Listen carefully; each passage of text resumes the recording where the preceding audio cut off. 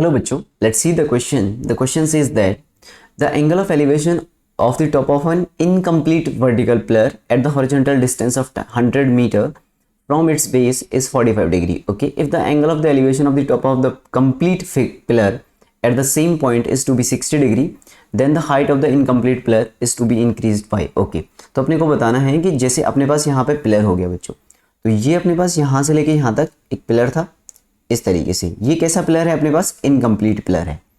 कैसा पिलर हो गया? इनकम्प्लीट पिलर हो गया। इसका जो एंगल ऑफ एलिवेशन आ रहा है आपका, वो कितना आ रहा है? 45 डिग्री।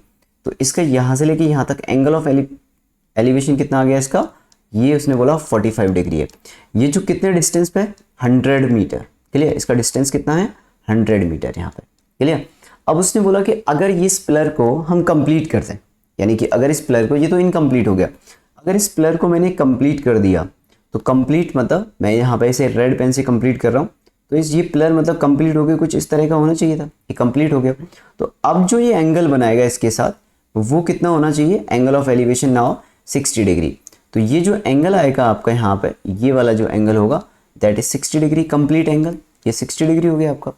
ओके, तो अब बताना है then the height of the incomplete pillar is to be increased by. ये जो रेड वाला डिस्टेंस है ना, ए बी सी डी, तो आपको ए बी डिस्टेंस निकालना है कि कितने डिस्टेंस से इंक्रीज हुआ होगा। तो मतलब ए बी डिस्टेंस से इंक्रीज हुआ है, तो आपको ए बी डिस्टेंस फाइंड करना है। क्लियर? चलिए, तो इसका डिस्टेंस हम मान लेते हैं यहाँ पे बच्चों, इसका डिस्टेंस क्या मान लो आप? इसका डिस्टेंस मान लेते हैं हम h, इस कंप्लीट का h मान लेते हैं, ठीक है ना।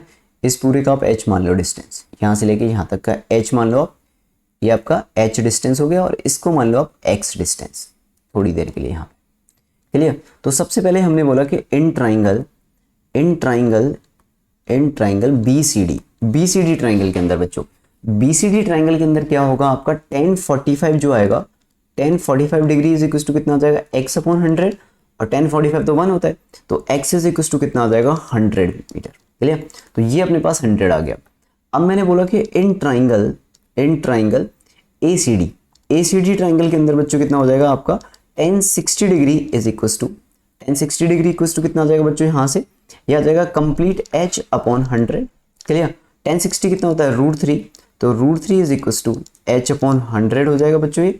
और यहाँ पर आपका h कितना आ जाएगा? तो h is equal to 100√3। Clear? मुझे क्या चाहिए? मुझे चाहिए ए बी डिस्टेंस। क्लियर? तो ए बी कितना आ जाएगा? A B is equal to h minus X आ जाएगा। तो h यानी कि 100√3 माइनस का x कितना था? 100 कॉमन लिया, तो ये कितना बचेगा बच्चों? √3 माइनस का 1 मीटर। तो now let's see the option कि कौन सा ऑप्शन मैच कर रहा है। तो हमने देखा कि third option will be the right answer. Okay, तो कौन सा ऑप्शन मैच कर रहा है इसके साथ? Third answer. क्लियर? तो आई होप आपको समझ में आया होगा। Okay, good luck.